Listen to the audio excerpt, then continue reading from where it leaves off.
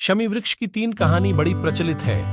पहला, कहते हैं कि भगवान श्री राम ने लंका पर आक्रमण करने के पूर्व शमी वृक्ष के सामने शीश झुकाकर अपनी विजय हेतु प्रार्थना की थी।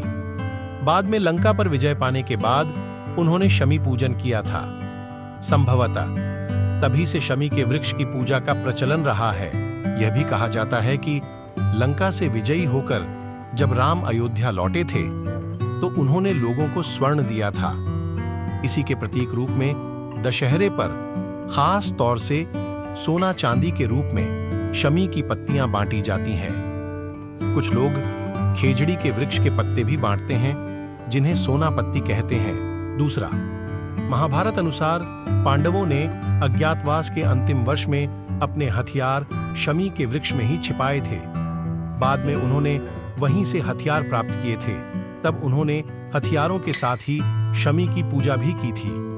इन्हीं हथियारों से पांडवों ने युद्ध जीता था।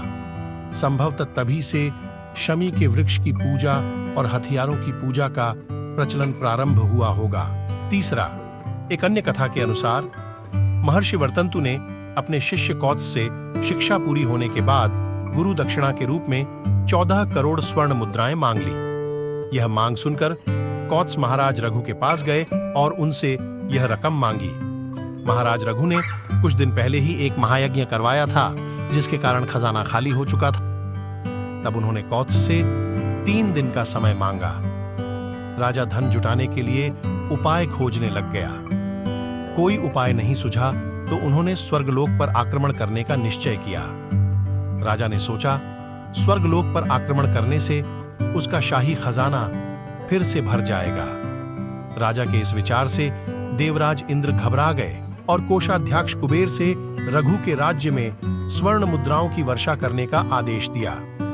इंद्र के आदेश पर रघु के राज्य में कुबेर ने शमी वृक्ष के माध्यम से स्वर्ण मुद्राओं की वर्षा करा दी।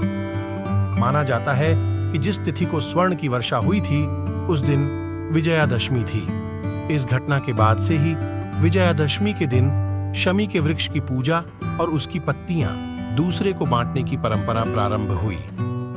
हमारा वीडियो पसंद आया हो तो वीडियो को लाइक करें। इसी तरह के स्टोरी के लिए चैनल को सब्सक्राइब जरूर करें।